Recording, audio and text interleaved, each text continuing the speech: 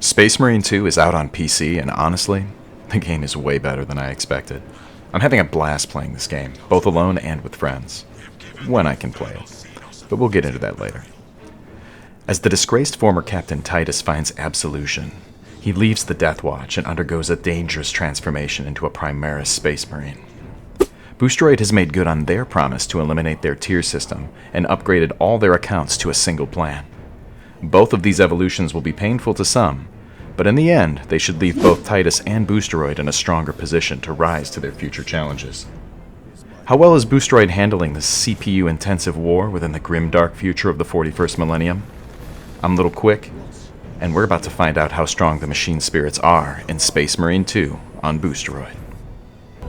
What is your pledge? My pledge is eternal service. Boosteroid takes nearly 2 minutes to load Space Marine 2. About 30 seconds to reach the Steam login, and just under 90 to get from the Steam menu to the game. Now during this time, my cloud saves were always up to date. I had no issues moving from machine to machine within Boosteroid, or even swapping over to test on another platform.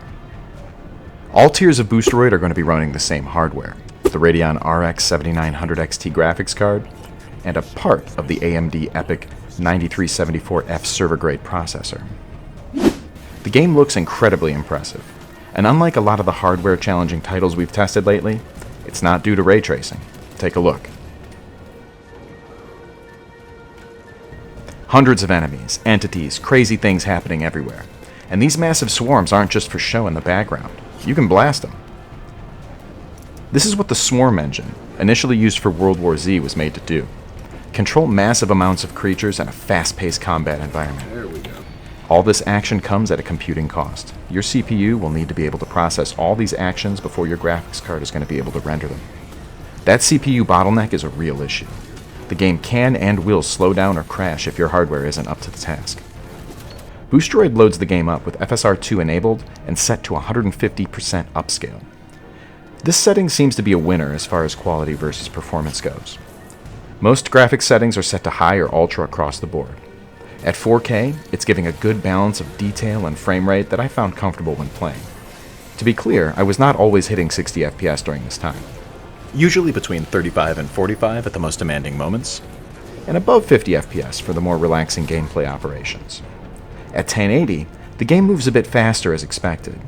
It stays at or above 60 frames per second, with a few dips when things get extremely crowded or intricate. You'll notice the FSR is still on and upscaling our visuals. So even with a quarter of the resolution, we're not getting a massive return on our frames. This goes to show how CPU intensive this game can be. Our processing power is likely the bottleneck here, and that power is the same whether you're playing in 4K or 1080. As for controls, with a reasonable ping, it's buttery smooth. Space Marine 2 has a robust combat system that mixes powerful firearms with brutally violent hand-to-hand attacks.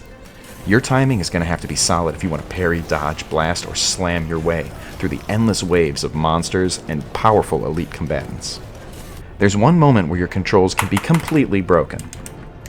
My controller doesn't work either. And that's when you first load the game. On occasion, when this game loads up, I've had no control over mouse, keyboard, or controller, even when I had control over those things inside the app in Steam just before. To be fair, we've had the same issues with GeForce Now. It's not super common, and if it happens to you, you'll need to close and reload your game, and that should fix the problem. Now, this game itself is phenomenal. I've been really enjoying the setting and how well it interacts with the story and the gameplay. Great care is shown within the intricate world of Warhammer 40K. The alien Tyranids, the stalwart but lovable Cadians, the honor-driven Adeptus Astartes, the robotic Mechanicus of Mars, and other more sinister enemies will await you as you battle your way through the stars to stave off the enemies of mankind. Multiplayer works just as well as single player. Teaming up with your friendos to defend the Imperium of Man is a whole other world of fun. But here's where the other shoe drops. The game was not stable for me on the Boosteroid platform. Little Quick here experienced a few crashes, both in single and There's a multiplayer. lot of guys up there. Oh, I'm frozen. Most often it was right at the start of the second mission, where hundreds of Tyranid warriors were swarming the defenses of mankind, trying to choke us out with their corpses when they could not rend us with their claws. The most heartbreaking crash for me was deep into this very mission. fighting off what seemed like the final foes before my Cadian allies scorched the abominable Xenos from the skies.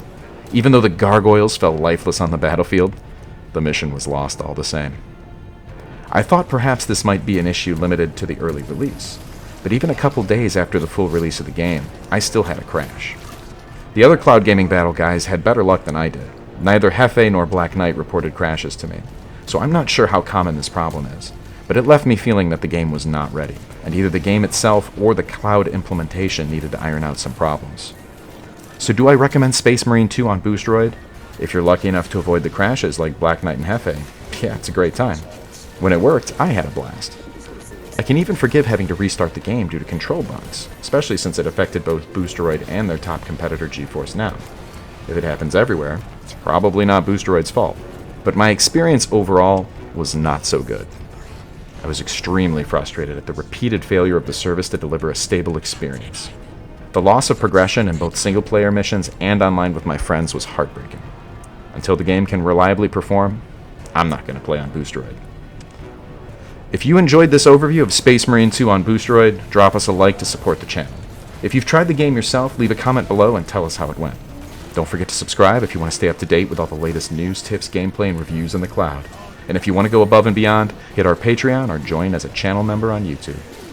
Keep it locked right here at the only place you can do battle in gaming heaven, Cloud Gaming Battle. I'm Little Quick. Your duty is to the Emperor. You will die when and where he so chooses.